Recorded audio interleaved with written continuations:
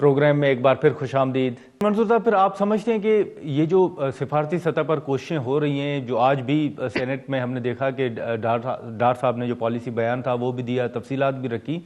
तो अब दूसरी तरफ अगर हम देखें तो ये भी खबरें आ रही हैं कि ये 3 से 4 हफ्ते या 5 हफ्ते जो है ये जंग जारी रह सकती है। खुद अमेरिका की जानिब से इस तरह के बयानात भी आ रहे हैं। तो आप समझते हैं कि सिफारती सतह पर जितनी कोशिशें हैं उनका कोई नतीजा अभी तक सामने नजर नहीं आ रहा और ये मामला बढ़ता हुआ ही नजर आ रहा है कम से कम 5 हफ्तों तक? तो जी ऐसे ही है। खासतौर पे ईरान के जो लारिजानी साहब हैं, जो इस वक्त उनके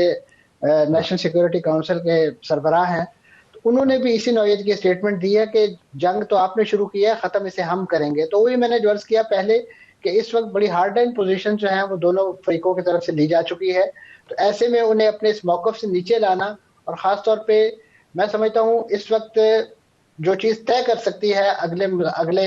यानी डिप्लोमेसी का जो फेज है, वो यकीनन उस वक्त मुमकिन होगा कि जब इनमें से एक फरीक अपने आप को थोड़ा सा मिलिटरली या उनके जो इस वक्त मौकफ है उसमें कमजोरी आएगी। इस वक्त तो दोनों जो है, ईरान जो है वो एक गम गुस्से के आलम में ये सारा काम कर रहा है, और अमेरिका क्योंकि जिस अंदाज से उसको चैलेंज किया गया है, और खासतौर पर उन्हें तवक्को नहीं थी, अभी जो इमेजेस हमें दिखाई दे रहे हैं मुख्तलिफ इंटरनेशनल वायर सर्विसेज के जरिए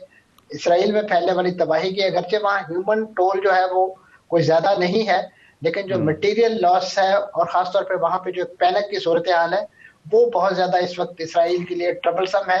अभी तो कुछ इतलात कुछ देर पहले ये भी थी कि जो नेतन्याहू के ऑफिस पर जो हमला किया गया है उसमें उनके भी एक जहाज से हर्ट होने की इतलात मौसूल हो रही थी, लेकिन वो इंडिपेंडेंट जराये से कंफर्म नहीं हो सकी।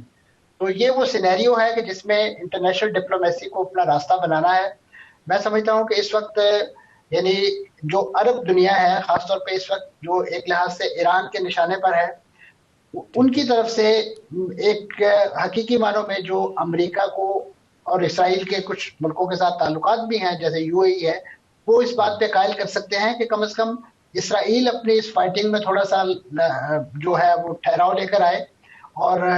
जो हमले हैं उनको रोके किसी दर्जे में, ताकि कोई मुज़ाकरात का मामला जो है वो शुरू किया जा सके। क्योंकि अदरवाइज तो आप देखिए कि इस वक्त जो तैयारियां हैं और जो ऐलानात हैं उनको देखते हुए तो खुद अमेरिका ने तकरीबन मिडल ईस्ट के 14 ममालिक से अपने अपने शहरियों को कहा है कि वो निकल जाएं, हत्ता कि उन्होंने अपने सफारती ऑपरेशन बंद कर दिए हैं। तो इससे आपको अंदाजा हो सकता है कि जो सफारतकारी है उसकी जो कोशिशें हैं वो यकीनन उन्हीं सफीरों ने उन लोगों ने करनी थी, लेकिन जब उनको ही इस वक्त सिक्योरिटी पॉइंट ऑफ व्यू से वहां से वाइंड अप करवा दिया गया है, तो ऐसे में सफारतकारी तो शायद इस वक्त एक बड़ा फार क्राई महसूस हो रही है। लेकिन बहरहाल उसमें मुख्तलिफ ममालिक यकीनन बैकएंड में मसरूफ है, तुर्की भी उसमें शामिल है, किसी दर्जे में कतर जो है वो भी एक इनिशिएटिव ले रहा है। मैं समझता हूँ पाकिस्तान, तुर्की, कतर और सऊदी अरब मिलके ही इस सारे मामले को जो है डिफ्यूज करवाने में मददगार साबित हो सकते हैं। और अब लग यही रहा है कि जो एज जिनके पास मौजूद है, खासतौर पे तकरीबन 8 इस्लामी मुल्क ऐसे हैं जैसे तुर्किया, शाम, मिस्र, पाकिस्तान और इंडोनेशिया, यानी वो लोग के जो बोर्ड ऑफ पीस के मेंबरान हैं, खासतौर पे जिनको डोनाल्ड ट्रंप साहब की जाती दावत पर जो है उसकी रुकनीत दी गई है, मैं समझता हूँ उनके लिए इस वक्त एक बड़ा अहम मोड़ है, कठिन मोड़ है कि वो कम से कम अमेरिकन इंतजामिया को ये बावर करवाएं कि उनका वो जो बोर्ड ऑफ पीस है उसका मुस्तकबिल इस जंग के माहौल में क्या होगा। तो ऐसे में क्या उसके जो उसका जो एजेंडा है वो बैक बर्नर पे चला जाएगा, या फलस्तीनी जो है वो एक बार फिर किसी नई जंग के इंतजार में अभी आप कह लिए उस आस में बैठे हुए हैं। तो ये कम से कम एक कंसर्न जरूर रेज किया जाना चाहिए कि इस वक्त ऑन कार्ड्स और बहुत सारे एजेंडाज होने चाहिए ताकि अमेरिका जो है वो अपना असल तवज्जो उन तरफ लेकर जाए, बजाय ये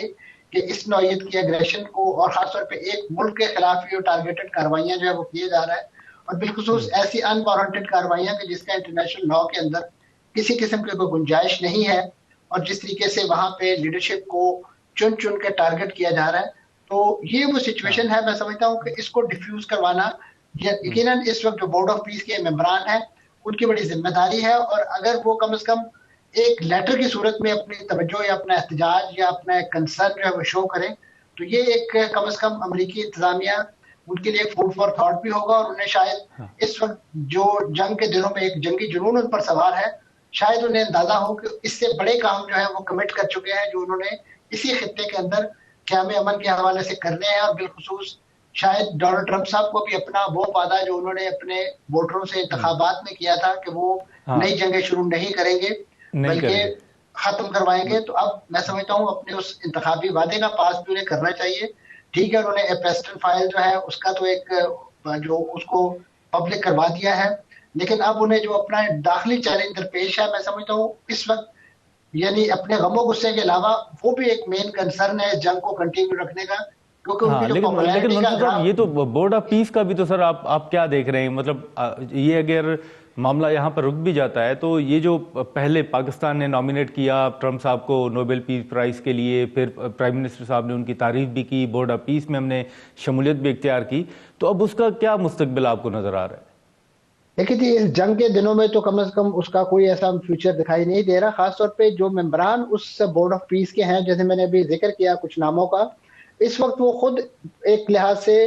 यानी अमन की भीख मांग रहे हैं, खुद अमेरिका से और ईरान से, कि हमें इस वक्त जो है अमन दरकार है, हमारे यहाँ जो इस वक्त जंग की कैफियत है, हम तो उसके खात्मे में कंसर्न है। तो लिहाजा जब अपने घर में आग लगी हो तो फिर पड़ोसियों की आग बुझाने कोई नहीं जाता है। तो यही सही। सूरत हाल है, और अमेरिका को यकीनन इस बात का बखूबी अंदाजा है कि उनके इस जंगी अलाव के जो दहक है जो या जो उसके शोले हैं वो उस तरफ भी जा सकते हैं। और इस वक्त जरूरत इसी अमर की है कि अगर तो वाकई मिडिल ईस्ट का पीस जो है वो किसी दर्जे में अमेरिका की और जो बोर्ड ऑफ पीस के नॉमिनेटेड लोग हैं उनकी कोई कंसर्न है, तरजीह है, तो इस वक्त उसको जहन में रखते हुए इस जो जंग का अलाव है उसको मजीद फैलने से जब रोकना चाहिए। और उसके लिए बुनियादी शर्त यही है कि फरीकैन जो है वो अपने अपना जो मौकफ है ठीक। उससे